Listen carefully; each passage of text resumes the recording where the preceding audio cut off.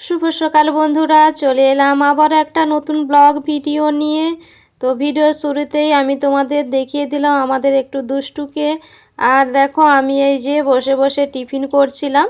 তো আমি তো সকালে সাধারণত টিফিন করি না, তো মেয়েকে যেহেতু ওই যে শসা চানাচুর এসব দিয়ে মুড়ি মাখা করে দিয়েছিলাম, তো আমিও এখান থেকে অল্প করে একটু নিয়েছিলাম বাটিতে করে। তো দেখো টিফিন খেয়ে তারপরে এই যে সবজি কাটবো। আর বন্ধুরা, আমি কিভাবে অল্প সময়ের মধ্যে কত সহজেই মোচা কাটি তোমাদের সেটাই শেয়ার করব।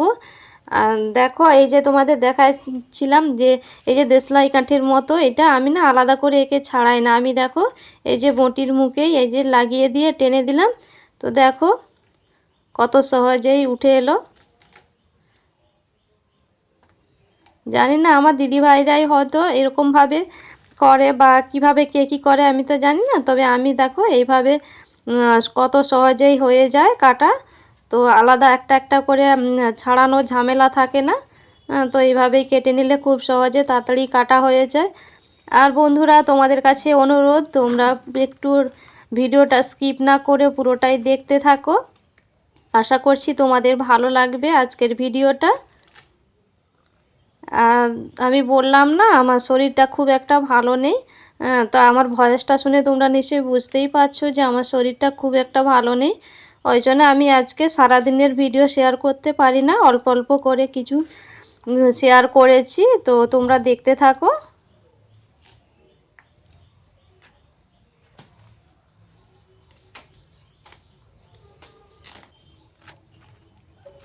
দেখো আমার মোচাটা তো ওই যে একটা একটা করে খোল ছাড়িয়ে নেওয়া হয়ে গিয়েছে। তারপরে দেখো আর খোল ছাড়ালে বেরোবে না, তাই জন্য দেখো এই যে চাকা চাকা করে কেটে নিয়ে জলে ফেলে দিয়ে দেখো এই যে বেছে নিচ্ছে এখন। আর ভেতর থেকে মোচাগুলো যা ছিল খুব সহজেই দেখো বেরিয়েও চলে এলো।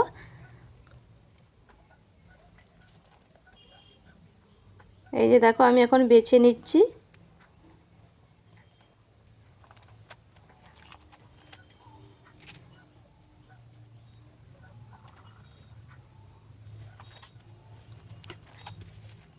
দেখো আমার মোচাটা কাটা হয়ে গেছে। আর মোচাটা যেহেতু কি বলো তো কষ আছে, কালো হয়ে যাবে, যার জন্য আমি ওই জামবাটির জল দিয়ে মানে জলের মধ্যে হলুদ দিয়ে রেখেছিলাম। তো যেহেতু আর কালো হবে না হলুদ দিয়ে রাখলে। তো এই দেখো আমার মোচাটা কাটা হয়ে গিয়েছে ওদিকে, এদিকে দেখো বাঁধাকপিটাও কেটে নিচ্ছি।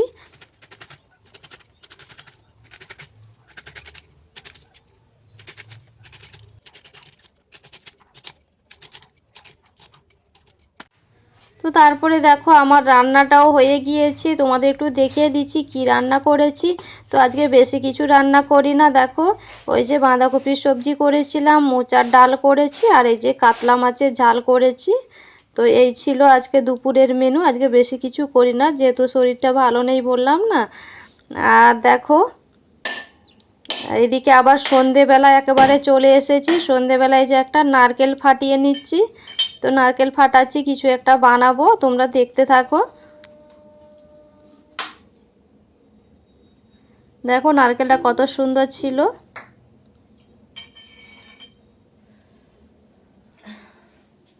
তোমার নারকেলটা ফাটানো হয়ে গিয়েছে। নারকেলটা ফাটিয়ে নিয়ে দেখো এই যে এখন নারকেলটা কুড়ে নেব।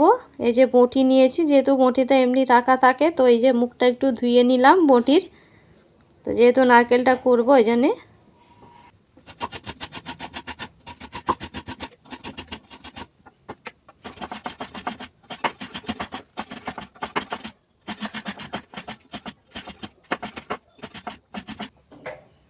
তো আমার নারকেলটা কোড়া হয়ে গিয়েছে। নারকেলটা করে নিয়ে এখন দেখো গ্যাসের মধ্যে কড়াই বসিয়ে দিয়েছি। তো নারকেলটাকে এই যে চিনি মাখিয়ে ঢাকা দিয়ে রেখেছিলাম। তো এই যে এখন ওটাকে ভাজা ভাজা করে নেবো, মানে একটা পুর বলো যাই বলো তাই বানাবো, পুরি বানাবো নারকেলের।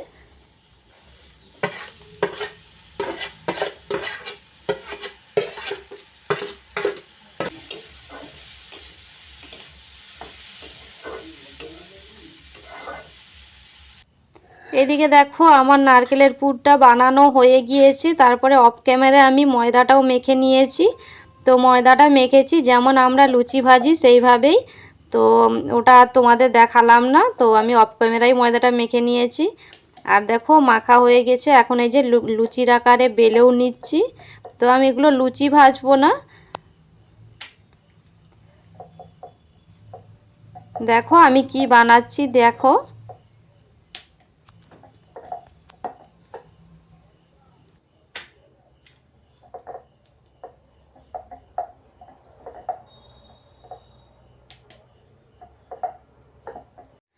দেখো আমার অনেকগুলোই লুচির আকারে বেলে নিয়েছি। তো বেলে এখন এই যে পুর ভরবো। তো নারকেলের পুরটা এই যে ভেজে রেখেছিলাম, তো তোমাদের দেখালাম। তো পুর ভরবো, এইটা শিখেছি আমার জ্যাঠ শাশুড়ির কাছ থেকে। তো একে উনি বলেছিলেন যে এটার নাম পেড়াকি বলে। তো এই যে পেড়াকি বলো বা অনেকে ভাজা পিঠেও বলে। তো এই জিনিসই বানাচ্ছি। তো দেখো একসাথে সব কটা বেলি না, তার কারণ ওই যে চিটিয়ে যাবে। তো যার কারণে এই যে দেখো কয়েকটা বেলে নিয়ে তো এই যে পুরটা দিয়ে এখন করে মুড়ে নিচ্ছি। এই যে দেখো মুখটাকে একটু ডিজাইন করে মুড়ে নিচ্ছি। তো আমি খুব ভালো একটা পারি না ডিজাইনটা করতে, আমার জেঠিমা হচ্ছে গিয়ে খুব ভালোই পারে। তো জেঠিমার কাছ থেকেই শিখেছি। তো তোমাদের তবুও একটু দেখিয়ে দিলাম যে আমি কেমনভাবে মুড়েছি মুখটাকে।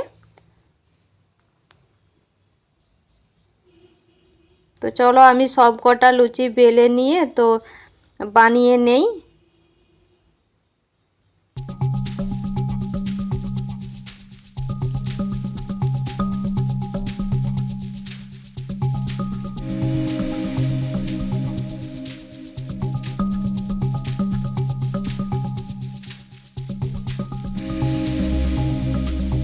এইদিকে দেখো আমার সমস্ত পেড়াকিগুলো পুর দিয়ে বানানো হয়ে গিয়েছে। এখন এই যে ভাজবো। গ্যাসের মধ্যে কড়াই বসিয়ে দিয়েছি, কড়াই এখন তেল দিয়ে দেব। তো রিফাইন অয়েল দিয়ে দিচ্ছি। আর দেখো তোমরা দেখতে পাচ্ছ তোমাদের দাদা ভাই এলো। তো যেহেতু আমার ক্যামেরাটা নিচের দিকে করা ছিল কড়াইয়ের দিকে, তো ওই জন্য তোমাদের আর দেখাতে পারলাম না মুখটা। আর ওর হাতে দেখলে তো ওষুধ ছিল, ওষুধরাও আমাকে নিজের হাতে ওষুধটা কেটে জলটা এগিয়ে দিলে দেখলে তো খাইয়ে দিয়ে গেল। আমার শরীর প্রচণ্ড খারাপ, ঠান্ডা লেগে গিয়েছে, জ্বর হয়ে গিয়েছে, যার কারণে ও দেখো ওষুধটা নিজে হাতে খাইয়ে দিয়ে গেল। আর মাঝে সাঝে বরের এরকম কেয়ারিং খুব ভালোই লাগে, তাই না বন্ধুরা? আমার দিদি ভাইরা আমার সাথে একমত হবে। সব সময় তো ওদের কাছ থেকে এই তো কেয়ার পাওয়া যায় না, তো মাঝে সাঝে এরকম কেয়ার পেতে খুব ভালোই লাগে।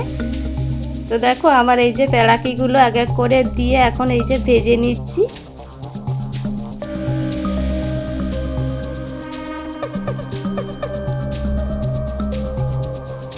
আর কি বলতো, যেহেতু বউ মানুষ হয়েছি মানে কি, যতই শরীর অসুস্থ থাক যাই থাক না কেন নিজের কর্তব্য নিজেকে পালন করতেই হবে। হ্যাঁ, তো ওই জন্য কিছু করারও নেই। তো দেখো এইদিকে আমার হয়ে গিয়েছে একবার, আবারও দিয়ে দেখো সম্পূর্ণগুলো ভাজা হয়ে গিয়েছে। তো দেখো এক থালা ভর্তি হয়েছে। আর এদিকে আমি এখন করে নিচ্ছি চিনির শিরা বানিয়ে নিচ্ছি। তো এই যে দেখতে পেলে পেড়াকিগুলো, তো এই পেড়াকিগুলো চিনির শিরার মধ্যেই দেব। তো এই জন্য চিনির শিরাটা বানিয়ে নিচ্ছি।